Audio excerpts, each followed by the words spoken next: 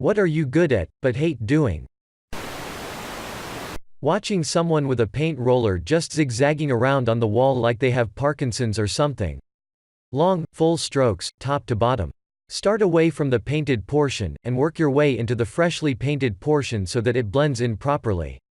Quickly sand the paint between coats except for the last coat. The best way to get me to do something is to start doing it badly. This is basically how I learned how to restore historic double-hung wooden windows. And painting, I mean prepping a wall because some hired painters for one room basically destroyed the walls.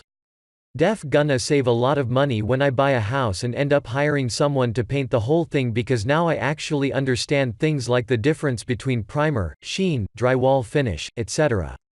Customer service. I'm a great listener, really good with empathy versus sympathy and all that, but I hate people.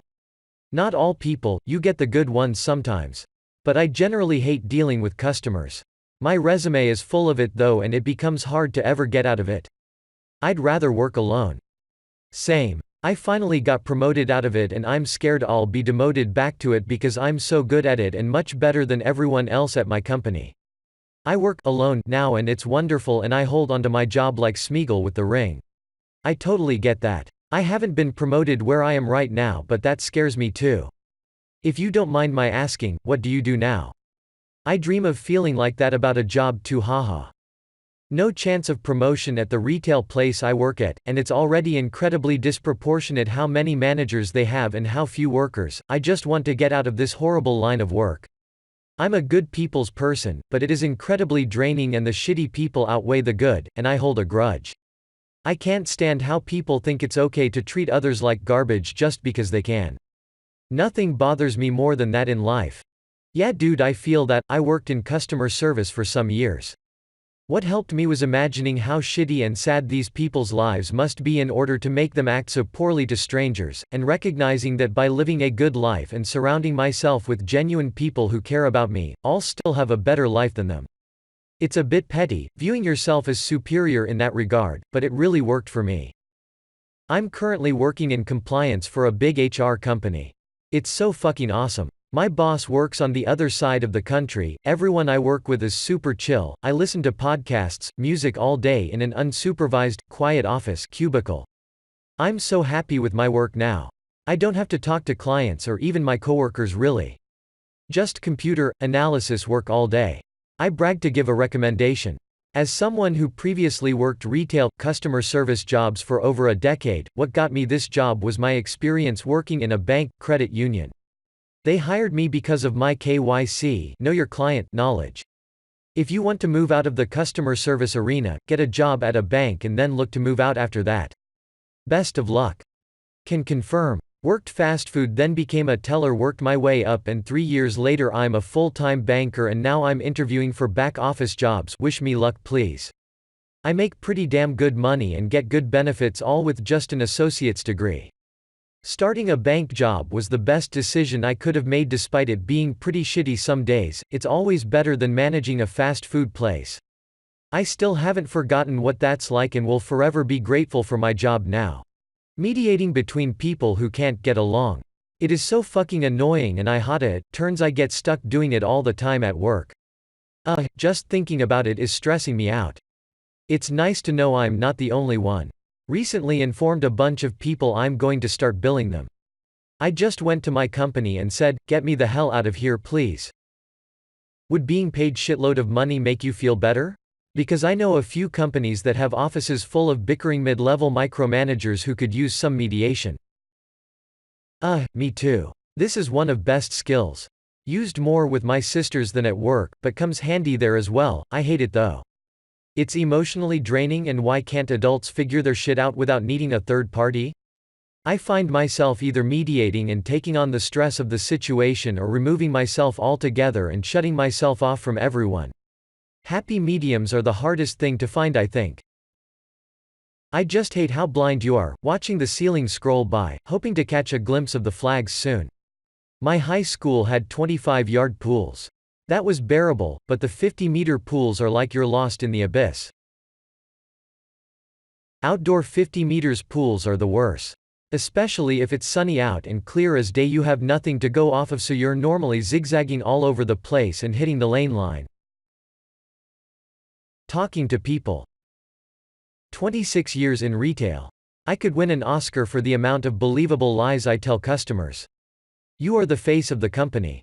You're always supposed to be smiling, happy, and able to carry on a single-serving conversation with anyone you meet. Off the clock, and when I was single, I was very content going days without any talking or interaction.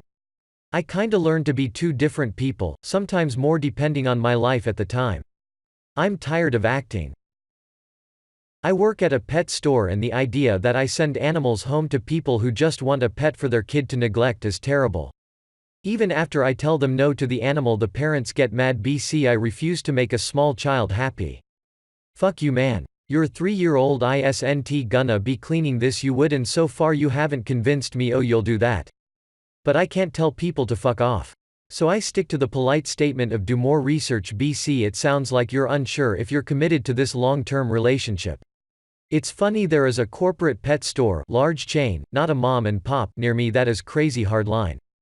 They don't sell fish or small animals to people who don't take a 1-hour class on that animal, freshwater or saltwater tank. I thought that was cool. Also, the groomers are hella legit. I was chatting one of the groomers and she said their location, despite the rules, is one of the highest earners in the area, so corporate lets them keep them.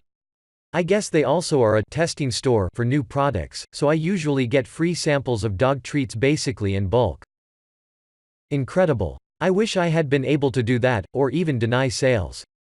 I worked in one of the big corporate stores and was written up for denying the sale of all 12 of our baby Oscars to a guy who told me he was putting them all in a 10-gallon he just set up an hour ago because they're so small. What do they need a big empty tank for?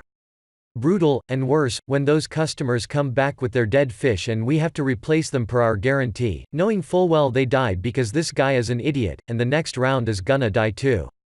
That job was crushing. Those people just don't think about treating animals like they would want to be treated in the same position. They think, oh, won't it be fun to have a cute fish tank or dog, and then get the cheapest stuff just to keep the tank barely in shape or keep the dog fed. Seriously, the concept of always smile. It's not that hard is such bull. Like, no, Debbie, my cat died this morning and my boss still expected me in this afternoon. So excuse me for crying at the front desk. I'll happily call my manager for you, maybe I'll get fired on the spot and I can go home for the rest of the week. So often I want to have a shitty day, becoming recluse or distant. Soaking in my drudge of emotions and thoughts is all I want. It is in these moments that I hate my ability to talk. I can't just not respond to you if you start talking to me. Before I'm aware of what's happening, I've been talking 30 minutes to you and I'm laughing. I'm fucking laughing. I walk away from the conversation pissed at my inner being. I do that too, which often causes problems in business. Others don't want to make friends, they have enough in their private life, they want my money, effort or knowledge. I've found that it's okay to go inwards provided it's done in shorter intervals, so that things that need to get done, despite being 100% tedious, are handled and without any need for panic due to time crunch or scope. Imagine being an introvert that spends their day having to talk and sell products to people. That's me. When I get home from work, I shut down and shut off. This, but to be even more specific, sales. Was excellent at it but hated my life. Writing. I was told by a fairly strict English professor that I should become an English professor because of my essays, and I didn't have the heart to tell him that I just sincerely despise writing. This is the main reason I stopped writing. You can tell me how good I am over and over and over, but when the act of writing is akin to ramming your head into a wall repeatedly until the words fall out, I think I'd rather find something else to do. I'm happy I'm not alone in my hatred of writing, especially since you captured my exact feelings that perfectly. Finishing my thesis right now. I've hated writing since elementary school. Back then I was bad at it and I hated it. Nowadays I'm praised for the quality of my work, but I still hate it. Every paragraph takes so much willpower, it's like running a marathon. I just have to keep telling myself one more paragraph ad nauseum.